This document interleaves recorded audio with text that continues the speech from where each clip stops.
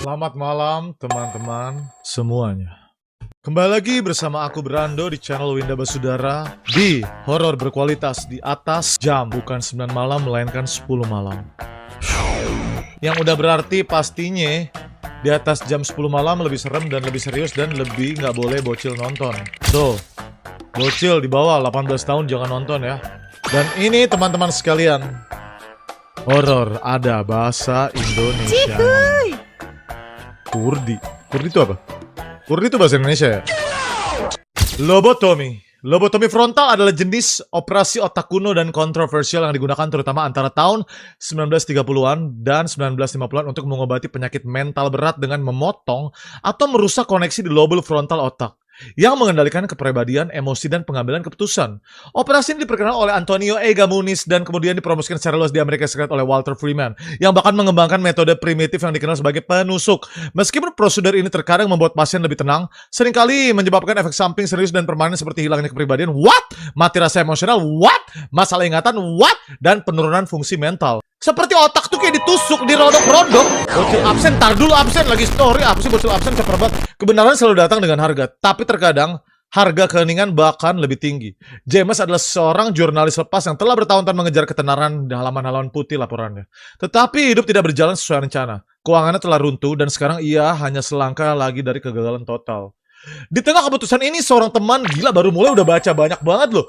Seorang teman dekat membuka pintu baru baginya. Pintu yang mengarah ke tempat berbahaya dan rahasia yang dikenal sebagai rumah sakit lobotomi. Oke, lobotomi yang kita baca tadi ya. Di sana, sains dan teror berpadu. Desas-desus menyebutkan tentang operasi aneh, memutus saraf kesedihan di otak. Sebuah prosedur yang menjanjikan untuk menyelamatkan manusia dari kegelapan depresi terdalam. Hingga titik di mana mereka tidak lagi dapat merasakan kesedihan. Oke, dirodok-rodok otaknya jadi nggak bisa sedih lagi. Tetapi apakah ini keselamatan atau pembunuhan jiwa manusia? Bagi James, ini bukan hanya cerita medis. Ini adalah tiketnya menuju kekayaan dan ketenaran internasional. Nantikan berita utama yang akan mengubah dunia jika James berhasil keluar hidup-hidup. Wow, what an intro, man!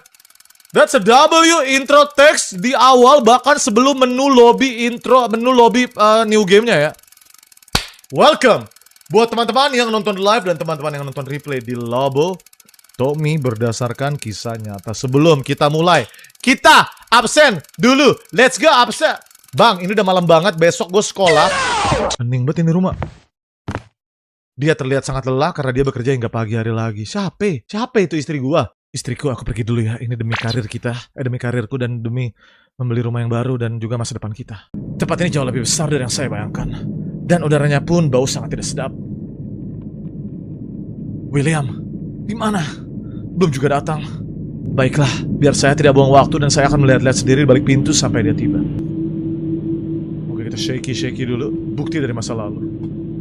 Rumah di template, let's go. Gambar tersebut telah ditambahkan ke inventaris. Wih, apa nih? Anjay, gue gak liat ini apa cuy. Oh, surat kabar guys. Surat lobotomi. Nih, lobotomi itu digambarkan dulu adalah obat penyembuhan yang mereka jual. Mereka tuh kayak jual harapan ya gitu. Padahal otak dirodok-rodok. Jadi gini guys, konsep lobotomi ini yang gue tangkap ya. Otak itu dirodok-rodok pakai benda tajam, sehingga kan di otak banyak saraf. Jadi ke-trigger.